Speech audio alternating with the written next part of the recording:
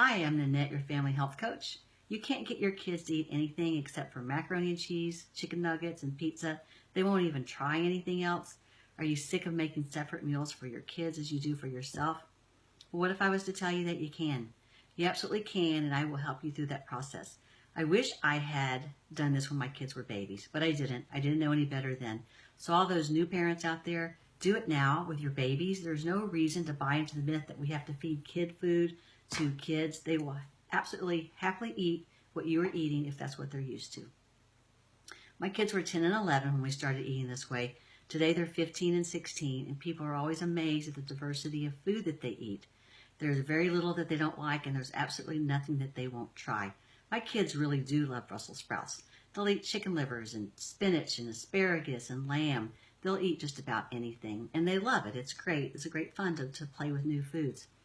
So how do you do this?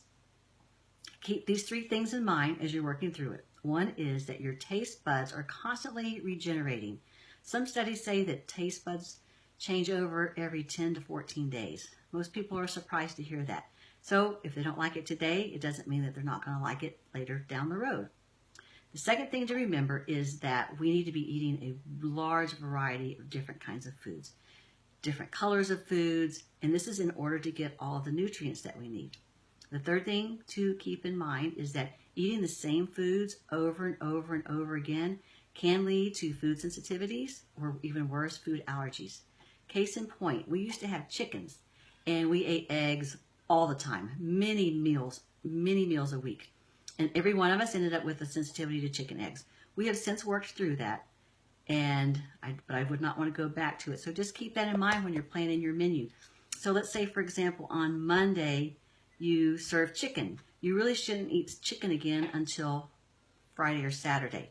It's not a hard and fast rule, but keep it in mind and don't just eat the same things over and over again because that's going to lead to trouble. So the rule that we have in our family is that you cannot say that you don't like something if you don't try it. And they know this rule and they don't fight about it anymore. They will try whatever it is that we put in front of them. And they've learned to trust me, and I've also learned not to push them too far.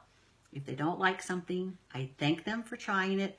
I don't make them eat it. But they will see it again in a few weeks, in a different form possibly, prepared a different way, but they'll see it again. And then eventually it gets to the point where they will eat just about anything.